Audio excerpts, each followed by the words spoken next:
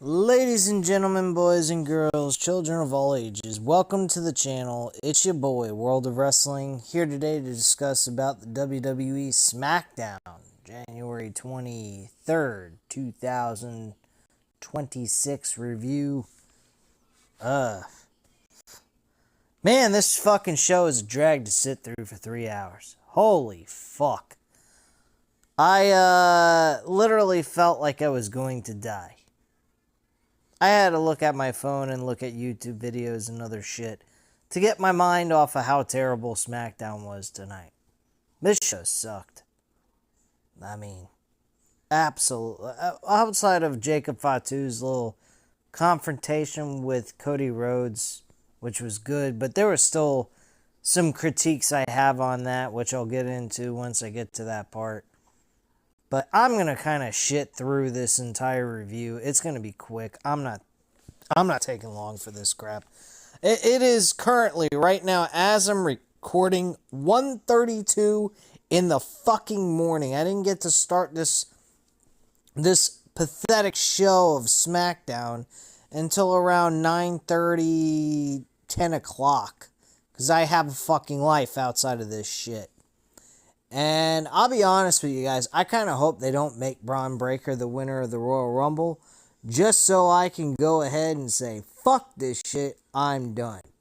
Now, some people might say, why put yourself through all that torture and just not watch it at all to begin with? Real simple, because I have this channel. I said I will stop watching it if they do not book the correct person to win this Royal Rumble. And these are the people that I will accept as Royal Rumble winners. Braun Breaker, Obafemi,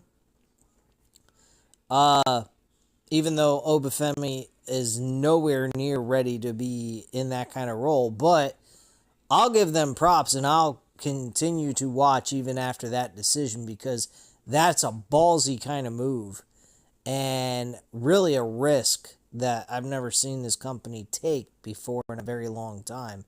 So if they want to go with him, I'm okay with that. Sami Zayn, definitely, I'm okay with that, even though the storyline was on again, off again, bullshit.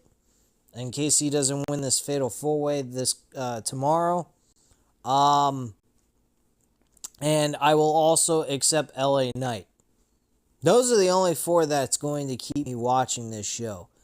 We already got an announcement tonight that Roman Reigns will be in the Royal Rumble. We got Cody Rhodes in the Royal Rumble. We got some big names already in there that I hope are just filling in to make this a little bit unpredictable, giving the obvious names that could win this Rumble. But if they go with Roman Reigns to win this Royal Rumble while Cody Rhodes is not even holding the WWE Championship, I'm totally against it. If they want to make Roman Reigns compete for the WWE Championship against Drew McIntyre, that's fine and dandy. They got the Elimination Chamber. Book that match. Have him go in the Elimination Chamber and have him win. I'm fine with that. But if you book Roman Reigns to win this Royal Rumble, I'm done. And that has nothing against Roman Reigns. I actually enjoy the Tribal Chief Roman Reigns character more than anything. But to be quite frank with you, Roman Reigns does not need this Royal Rumble. Cody Rhodes doesn't need this Royal Rumble. A new name deserves this Rumble. We need to build new stars. And if we can't get that, if I can't see them try to build with someone that no one would expect or someone... Last year with Jey Uso, I was shocked. And I was happy about it. I even predicted he was a dark horse. I was either taking CM Punk or Jey Uso. They went with Jey Uso. I was fine with that. It's just how the execution of getting to WrestleMania and how the match ended with Gunther, that sucked. But picking Jey Uso, that was ballsy. Number one. Number two, it was unexpected. And number three, They were trying to give the man a shot, and they gave him the shot. It didn't work out. No problem. I have no issues with that. Braun Breaker deserves this Royal Rumble win. Braun Breaker should have never been in a World Championship match with CM Punk.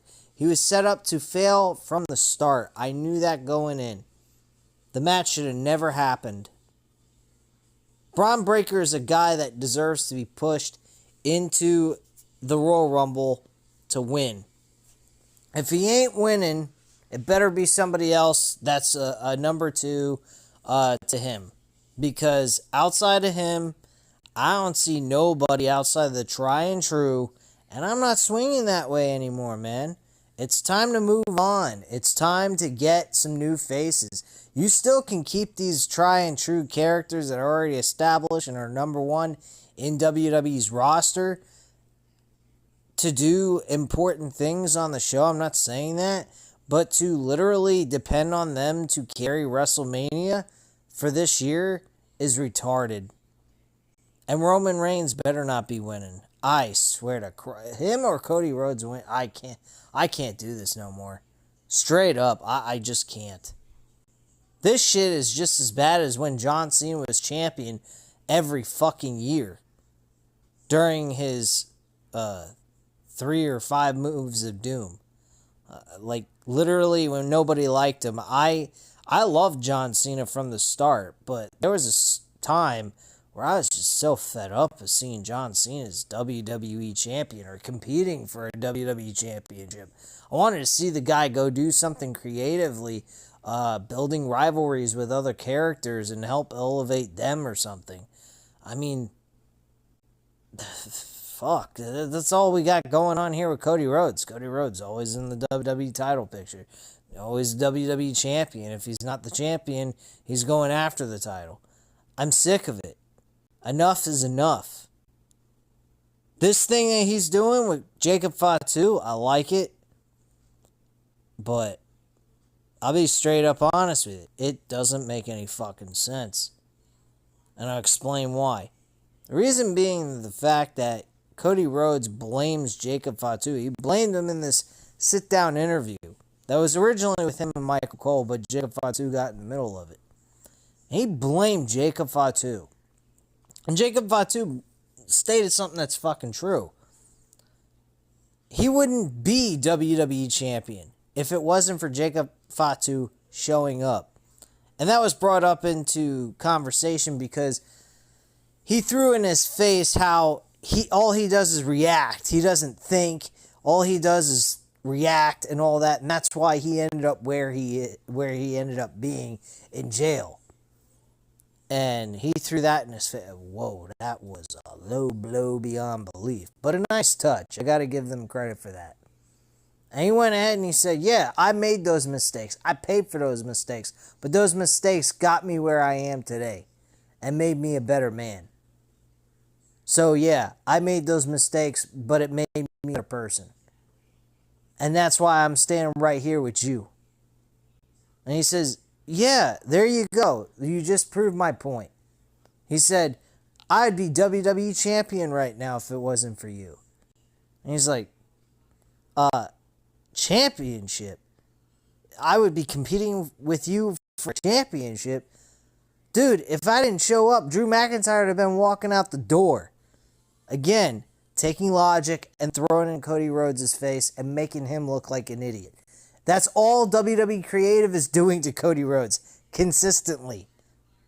What the fuck is this shit? You went ahead and you cost me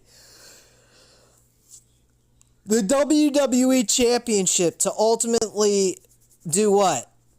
To save you from losing your title for the fact that he thought Drew McIntyre was the attacker. The only thing that was missing from this promo by Jacob Fatu is, you know, you want to blame me for the fact that you didn't retain your WWE Championship. You do realize that when I was kicking Drew McIntyre's ass, because I believe he was the guy that attacked me, well, he said he confirms that he attacked him.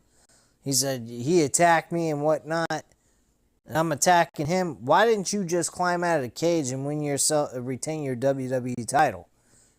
Because that's all you had to do to win.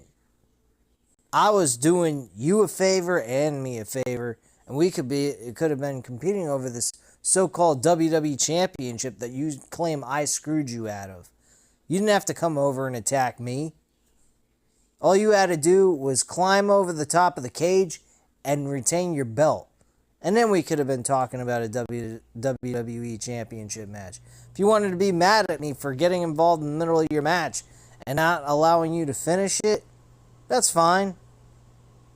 That's fine and dandy. I have no issues with that. But to come over and attack me when I'm taking care of some personal matter that had nothing to do with you, if anything, it was helping you have a higher probability of retaining your championship, pal, you don't attack me or I kick your ass. That's it. Plain and simple. That's the way it should have came across to me. Cody Rhodes, creatively, they make Cody Rhodes constantly look like a fucking dumbass. A fucking dumbass. If I showed a person that had no care in the world for wrestling, gave them a breakdown of what was going on with this story before watching the clip of when Jacob Fatu got in the middle of that match, I guarantee their answer would be, I'm not going to go ahead and attack Jacob Fatu while he's attacking Drew McIntyre, who almost walked out the door and won the title. I'm not going to attack him. I'm going to get my fucking ass out of the ring and over the top of the cage and down to the floor. I'm going to worry about retaining my damn title. Not worrying about, oh, well, you know, Jacob Fatu's in the middle of the ring. I better go beat him up. What the fuck? Shit makes no fucking sense. It made no sense to me when I watched it the first time, and it still don't make sense to me now. And I just give up with this shit, really. I really hope they make Roman Reigns or Cody Rhodes the winner of the Royal Rumble. I really do. I hope they do. I want them to shoot themselves in the fucking foot. Because I guarantee if we don't see somebody new, people will stop watching this shit. I don't give a fuck what Roman Reigns is complaining about. Roman Reigns is complaining about creative. He has every right to. I think what they've been doing with him is outrageous. I think he should have been facing Cody Rhodes for the WWE Championship going into WrestleMania, and Cody turns heel on Roman Reigns, and Roman Reigns earns a title shot without having to be the winner of the Royal Rumble match. He can go to the Elimination Chamber, win the fucking match, be the last guy coming out of the chamber, and have like 5 to 10 minutes of a match. That way he doesn't get his poor, pathetic little body banged up. Because we all know he's just a part-timer. I mean, like, look, man, I'm over this shit, man. I'm looking forward to UFC 324 tomorrow.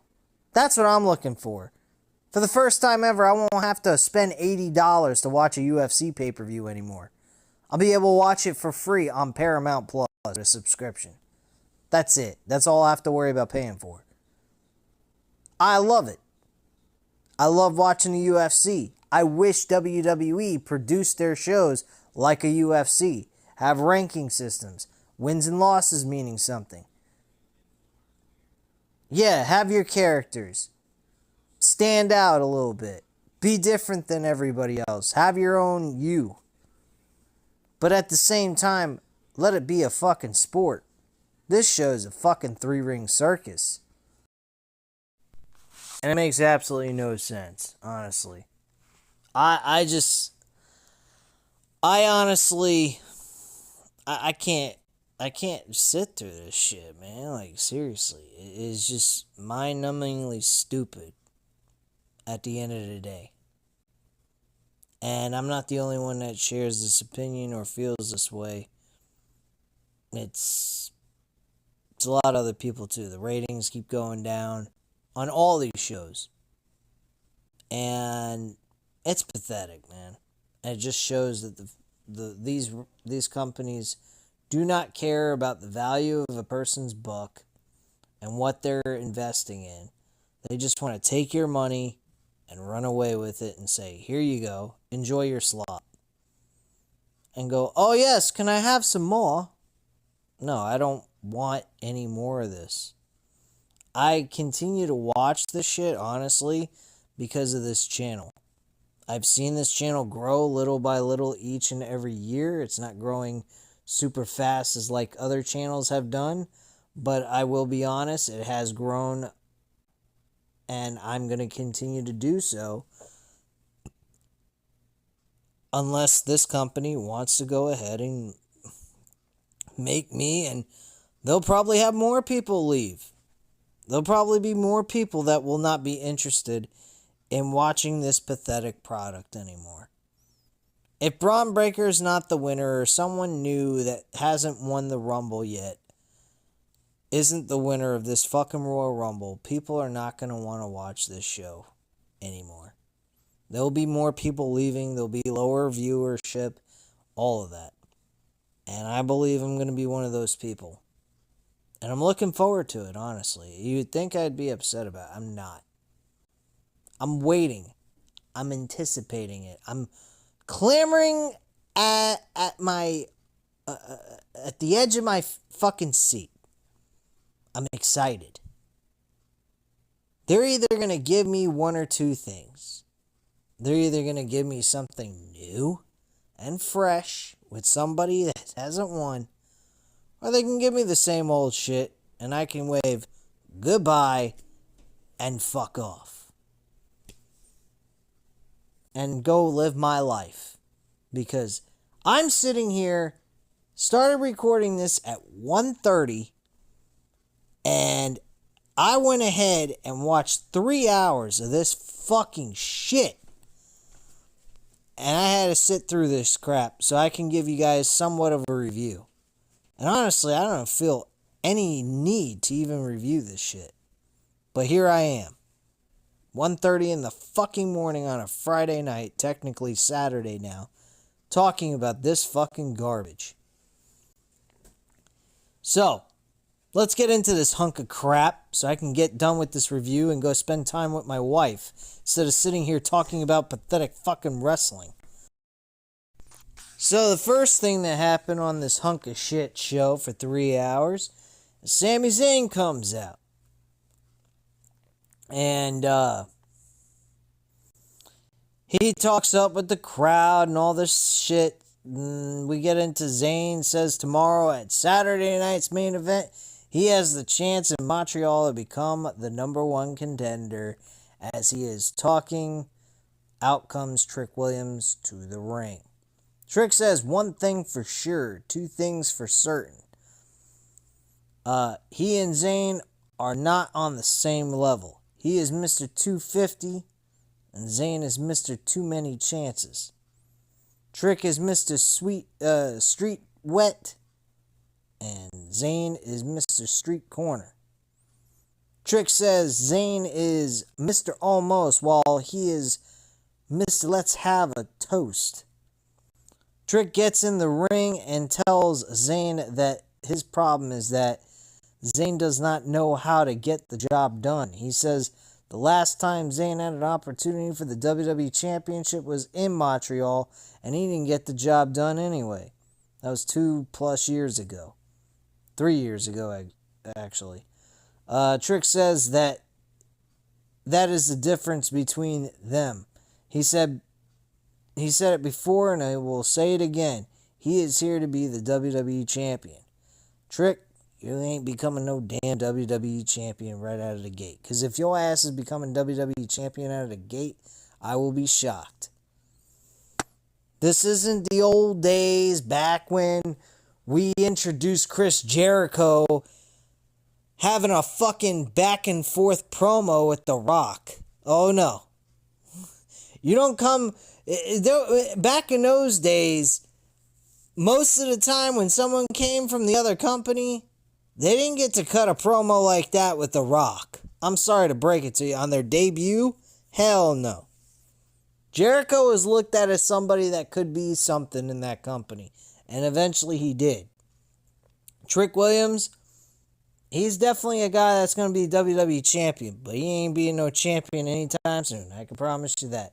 And if anything, this show is meant to make sure that no one gets over.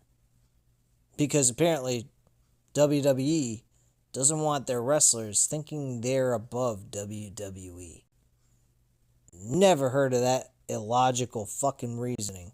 I mean, granted, I will admit these guys back in the day, they got egos the size of a fucking rocket ship, but let's be honest. You can easily just take that momentum they got and throw it all away. But they're going out there. They're selling. The fans are reacting. The fans are really liking what they're offering. If it's a positive or a negative. If it's negative, you got to make them a heel. If it's a positive, you make them a baby face. That's how it used to work back in the day. Now, it doesn't matter. And this crowd, holy shit.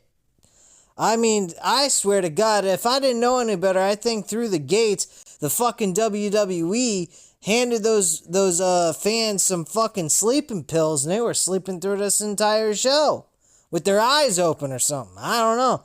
But this show fucking sucked when it came to crowd reactions. There was hardly any crowd reactions during this show. My God, man. Holy shit. Anyway, Zayn tells Trick that some of the things he says are true. He did lose a chance for the WWE Championship in his city. Trick is right. He does look like $1 million, but one thing Trick said that he is absolutely right about is that they are not on the same level. Zayn tells Trick he has to remember that when he deals with him in the ring, he is dealing with the best of the best, and he has all the potential in the world, maybe in 5 years, 10 years, maybe 15 years. If he is lucky, Trick will be half as good as Zayn is. And if he thinks he is wrong, he can do something about it right now. Trick looks around the ring and tells Zayn no. He has other things on his mind. He has a match tonight with Damian Priest in the main event, and he says they can take care of business tomorrow. Damian Priest's music hits, and out he comes to the ring. So Damian tells Trick that last week he told Trick that he is the guy that talks a lot. He has been on Smackdown for about a month, and he stepped up to everyone talking. Last week, Priest went to his face and said nothing to him. And Priest tells Trick that he believes Trick is afraid of him. He believes that Trick thinks that if he says the wrong thing to him, he will drop him where he stands. And Priest asks Trick if he is afraid, and Priest tells Trick that if he doesn't want to say something, he can always do something about it. Trick looks at Priest and Zayn, and he tells the fans they need to mind their business, and he tells Priest to watch this, and he hits Zayn with the microphone. Trick goes for a right hand, but Priest counters him, and Zayn pulls Priest back, and Zayn hits Trick with right hands. Priest grabs Zayn, and Trick pushes Priest into Zayn, and he leaves the ring. And Priest and Zayn are in the ring looking at each other as Trick heads to the back. This is what we're doing. Randy Orton's interviewed backstage by Kathy Kelly. She asks him if he was being strategic by staying at the back. And he tells that all due respect, what the hell kind of question is that? I agree with that comment. Like, what the fuck she asking a dumb question like that? Of course that's his fucking strategy. The hell does he need to get involved in all that bullshit? Risk an injury? Fucking have wear and tear on himself going into this match? What the hell, bro? Get real. I wouldn't fucking do shit the night before. I don't even understand why this match even had to happen outside of just some bullshit with Trick and Sami Zayn, which I believe is going to be Sami Zayn's WrestleMania match. He's probably going to put over Trick Williams. More than likely. Or he's going to have Trick job out to him. I don't know. Anyway, he says 2026 is the year of the Viper. He has every intention of taking the world title, and it starts tomorrow at Saturday night's main event. He is going to beat them, fly on a plane to Saudi Arabia, and he will beat Drew McIntyre for the WWE Championship the only way he knows how, with the RKO. Wow. Great stuff. Love Randy Orton, though. We see a clip earlier during the day of Carmelo Hayes with Dragunov. Hayes tells him that his U.S. Championship title opportunity is still open to him. And Dragunov goes ahead and says, "What do you think I am, stupid? You think after the beating I took from Sami Zayn and the damage I occurred from that match, you think I'm going to just go ahead when you say so?" And yada yada. And he goes, "Okay." Well, he goes, "Well, actually, you're right. I would." So the match actually took place on this fakakta show. God. This show sucked. And they also had The Miz on here. I can't stand the fucking Miz anymore. Just, keep him off television. You got so many other talented wrestlers that you're not utilizing that could be utilized on the show in a meaningful manner than what you're doing with The Miz. Miz is all he's done is lose all the time. Get his fucking ass off television and let's actually fucking, have someone that can fill in his spot, and actually have him go over at times instead of losing all the time. But, anyway, let's continue on with this shit. We move into the United States Championship match with Carmelo Hayes and Dragunov.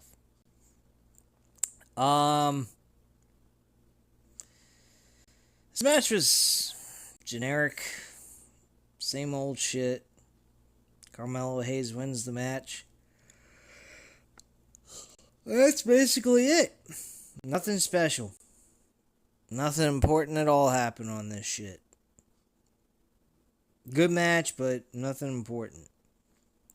After the match was over, The Miz begins to clap at ringside, and Hayes sees The Miz at ringside. Hayes gets angry, and Miz runs to the back. Sounds real cool. Michael Cole has a sit-down interview with Cody Rhodes earlier in the day. I already went over this with you guys. I'm not going to go over it again.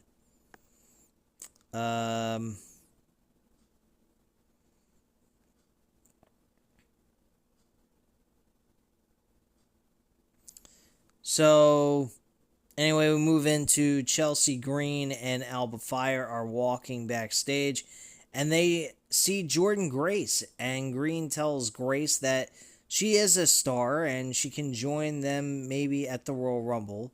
She can even start tonight and take on Jade Cargill. Grace accepts, and they walk away to be part of the Hervis.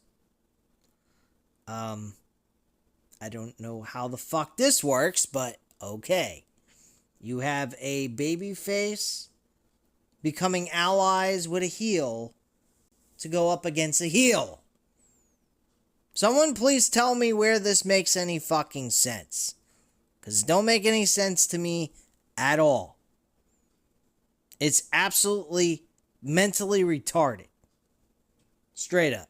This is just for fucking brain dead idiots who have no fucking minds. If you like this shit, you're out of your fucking mind. This shit makes absolutely no sense at all. None. Zero. I don't know why Jordynne Grace has to play allies with Chelsea Green and Alba Fire when they're both heels, and Jade Cargill's a heel. Why are we getting a heel versus a heel match? Again, Triple H does not know what the fuck he is doing. And I hope he displays that at the Royal Rumble. Please, Triple H, do it. I dare you. I will explain again why I'm so adamant about this Royal Rumble winner situation. We have an elimination chamber to determine the winner of the other championship belt that is still not found an opponent for that title going into WrestleMania. They could easily have a big name player that's already established, like Cody or Roman, to win the Elimination Chamber to move on at WrestleMania for the WWE title. They give you 2 shots, the Royal Rumble and the Elimination Chamber. The Elimination Chamber has no historical history like the Royal Rumble does. The Royal Rumble was the original gateway into the WrestleMania main event match for the WWE Championship for a very, very long time. It didn't start off that way, but it eventually led into that and became a regular thing year after year. And this is no different. This needs to have a new name, a new face. And they can always book the big name for the Elimination Chamber match. I'm fine with that. You want to get your big names in the main event scene? Fine, do that. But don't waste it on the fucking Royal Rumble, please. Because you're going to make a lot of people, including myself, walk from this shit. And I mean straight up walk.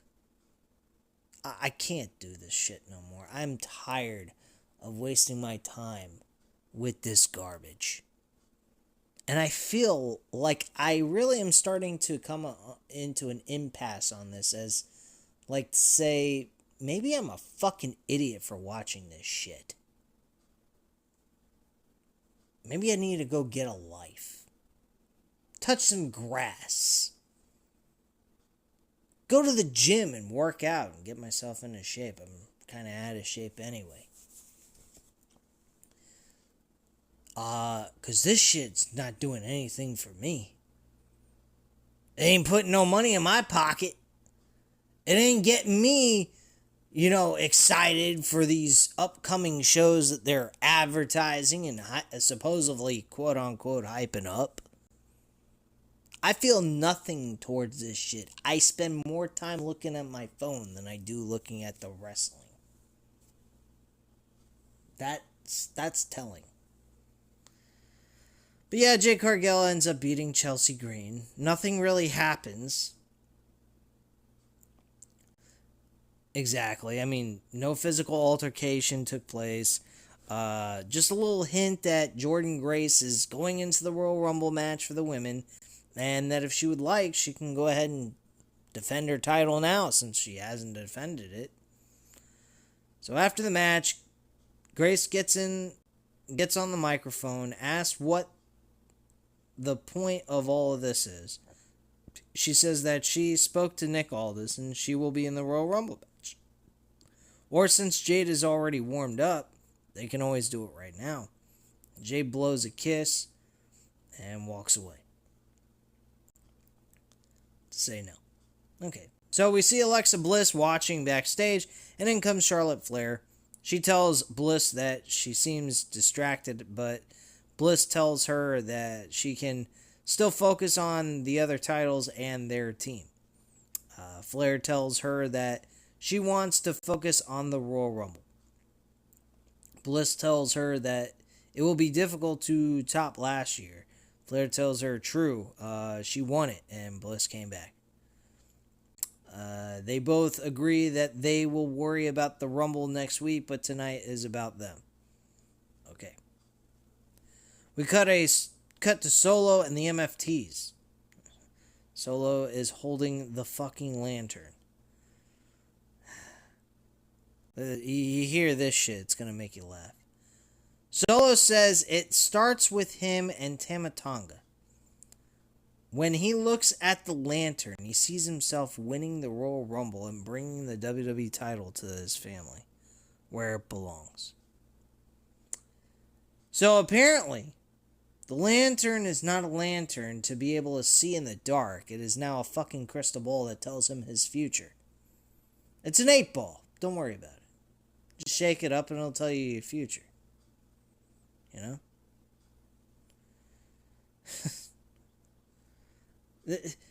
They've degraded. Oh yeah, and he also brings up about Bray Wyatt and how nothing is going to stop him from doing what he wants to do, whether it's Bo Dallas or his brother Bray Wyatt in this promo.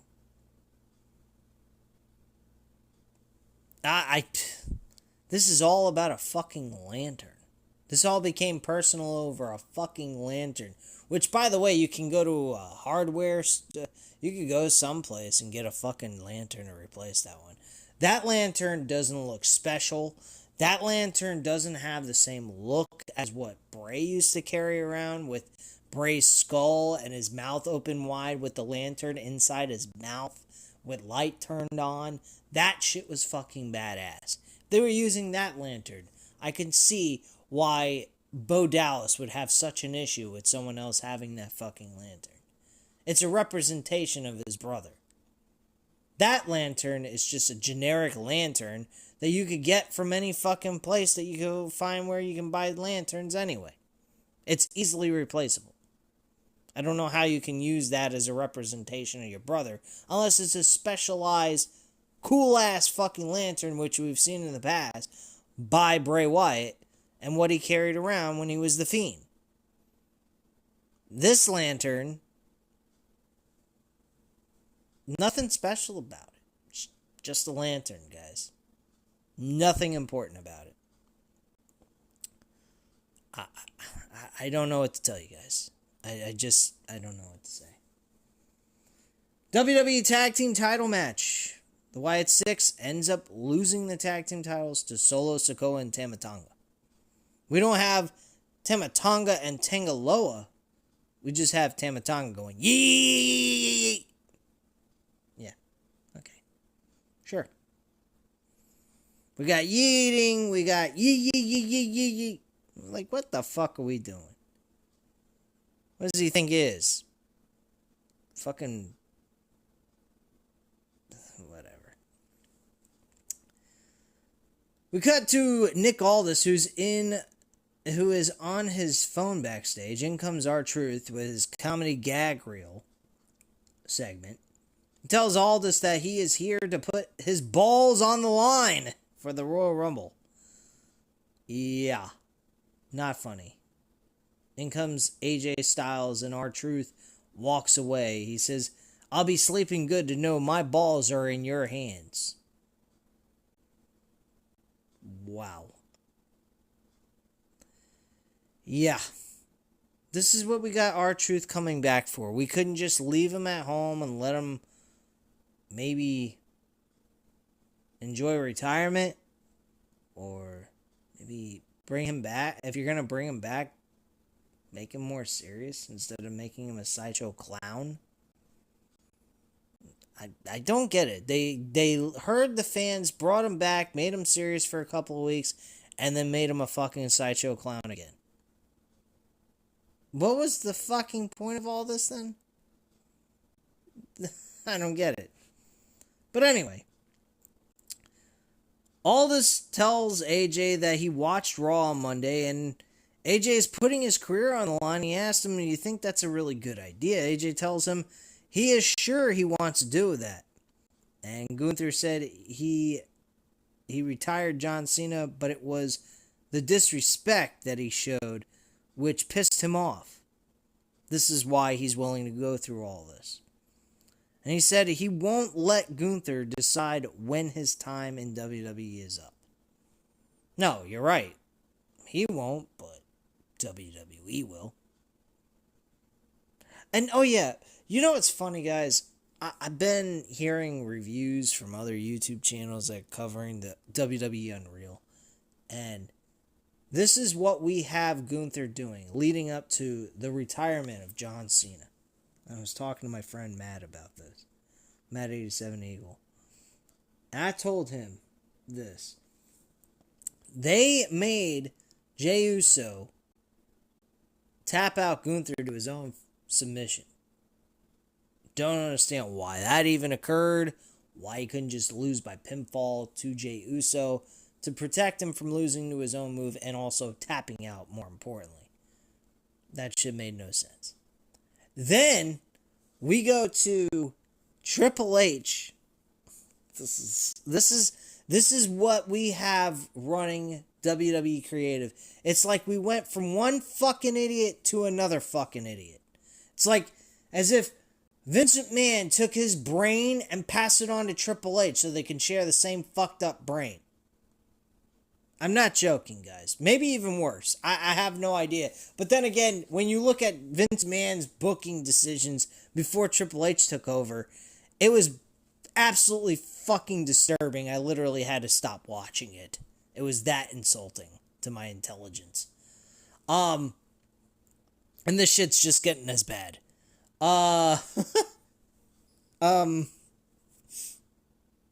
So Triple H had the audacity to make him tap out to Jey Uso to his own submission.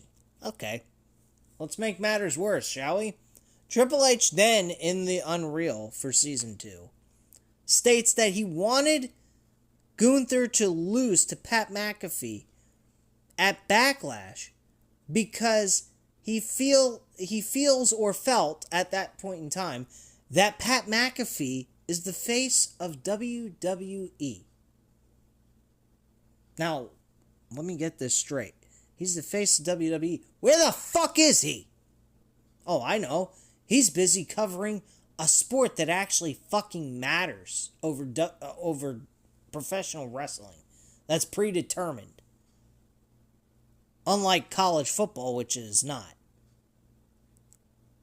I don't know, guys. If I was Pat McAfee and I had to choose between one of the two, I think I would go with college football. And not to mention, he even mentioned this, he doesn't watch wrestling consistently anymore. He literally has to be filled in by Michael Cole about what's going on in the show so he has an understanding of what to talk about when he shoots his shit. So all he is just a fucking guy on a microphone trying to sound entertaining, and that is it, with no knowledge of anything outside of what's given to him by Michael Cole. And of course, probably Triple H and everyone else that works there, so he can catch up on everything. This is what we call the face of WWE. Yeah, sure. God. This company is fucking inept. Thank God somebody voiced their disagreement with that. Triple H understood it through their explanation, and he said, okay, we'll go with Gunther. But Gunther didn't make him tap out. He makes him pass out. Okay. And then he makes John Cena tap out in his last match, which some people agree with, some people don't. A lot of people don't, actually, with the tap out, but there are some that do agree with the tap out, and they're fine with it. So, whatever. Who cares? Legacies, they don't matter. They're just there and disappear. Nobody cares. But we're still talking about John Cena's retirement match to this day. So I wondered, do people not care? I fail to think that that's the case. Sorry, John. Sorry to disappoint you, John Cena. We do give a shit about you. We gave a shit about your fucking legacy. Apparently you don't give a fuck about your legacy. You're just off and doing your dumb fucking movies that will make you a nice chunk of change. And that's really all you're there for, is to make them fucking money. You don't give a shit about a fucking legacy. You don't care about this fucking business. None of these fucking idiots that are working in these companies give a shit about the wrestling business at all. That is why at some point, even if they don't book the way I want them to book for the Royal Rumble and the way I see that it's the right way to book it, I gotta walk away from this on my own. Eventually, that's what I gotta do. Because These fucking people don't give a shit about the legacy of professional wrestling. They don't care about the art of this sport. This is an art. That is the point of professional wrestling. It is an art. It's like being a painter. Having a canvas and painting something that looks fucking awesome. These guys don't know how to make an artistic story. Tell a story. To intrigue your interest in the show and like get you all hyped up for what you're about ready to watch at the major event on a PLE. We're going into the Royal Rumble. We got 2 Royal Rumble matches, 1 fucking singles match, and we're getting ready to book a WWE Championship match with one story about John Cena tapped out like a bitch, and I gotta stop Gunther for disrespecting John Cena's legacy. That's for our story there. Okay. Somewhat of a story, but nothing really all that important, guys. And then we go to the 1-week build for the WWE Championship match. That we could have gotten 3 stages of hell, I don't know, at the Royal Rumble and had Drew McIntyre win it on a PLE instead of on a tape show with only 900,000 fucking people watching it live. Wouldn't happen. And don't worry about those other 200,000 people that might have watched it live, got the spoilers, found out about it, and said, fuck it, I'm not spending my time watching. Good for Drew McIntyre. Hallelujah. He finally won the damn title and didn't bother watching. Maybe that's what happened. But yeah, that's what Drew gets. And now we're waiting for a 1-week build to determine a number 1 contenders match the week before the fucking Royal Rumble. Are you fucking kidding me? This is pathetic. Straight up. But anyway, I'm going to continue with this load of shit. We actually get an introduction of Shinsuke Nakamura during AJ Styles' conversation with Aldis. And Aldis, Shinsuke Nakamura basically, are you sure you still want to go through with this? Because this is your if you lose, there ain't no coming back from this. You're done. And he goes, yeah, I'm certain this is what I want to do. And he goes, well, I would really like to face you one-on-one. If, God forbid, you happen to lose, at least we got this match in. AJ Styles goes ahead, looks at Nick Aldis, says, you got any room on the card? He goes, for Shinsuke Nakamura and AJ Styles, we definitely got room for you to fit on the card. What?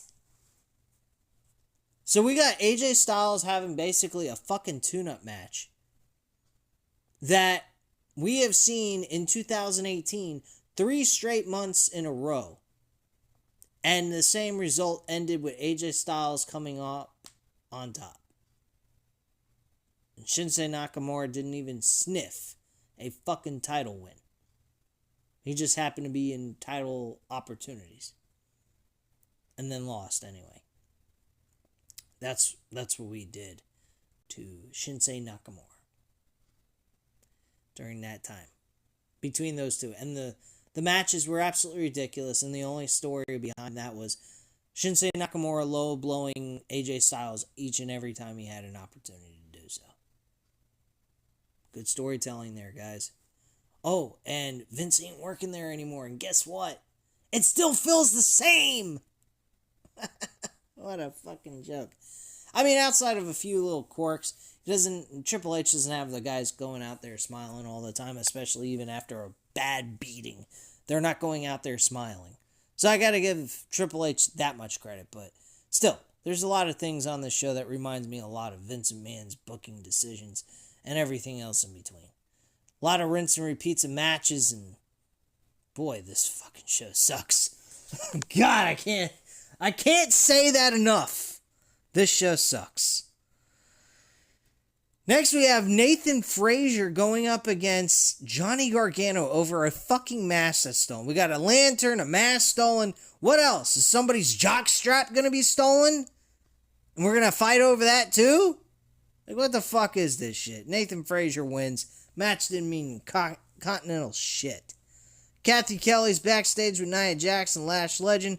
They tell her that they have proven that they are the most dominant, destructive duo in WWE. Nia says that since Kathy does not get it, she will tell her. She says they will win tonight, become the number one tag team contenders, and they will go to the Royal Rumble, eliminate everyone as a team. Oh boy. Drew McIntyre comes out. He cuts a promo. He says, "It's been a long, tough time for the fans. It has been over 30 years since the Montreal Canadiens won the Stanley Cup. But now, they finally have a champion they can be proud of in Drew McIntyre." He says Cody and Fatu are pathetic. Drew tells Fatu that he didn't kick Fatu's teeth down his throat. He says he doesn't lie. Drew tells Cody if he survives, there will be no rematch. He has to go back of the line and beat 29 other men in the Royal Rumble.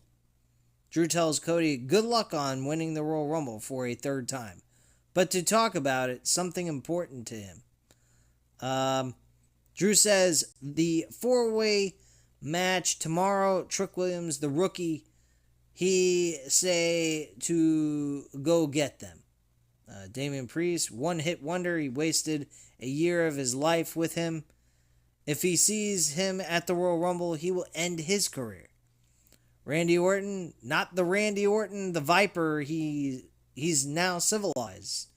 The guy that he used to go back and forth with during the pandemic era is no longer that guy anymore. He's more civilized. He's Randall Keith Orton that can't get the job done when it counts. Last but certainly not least is Canada's own Sami Zayn. He says he knows Zayn has a whole country behind him. The fans begin to sing Ole, and Drew says he can still be louder. He has a microphone in his hand. He says Zayn is always concerned about winning the big one, about disappointing his little son. He says his son has been disappointed for a long time, for the moment he opened his eyes and saw his father. That was a nice touch. Holy shit. He says he doesn't care who wins the Fatal 4-Way. He will do whatever it takes to keep his championship, and whoever faces him at the Rumble, good luck, because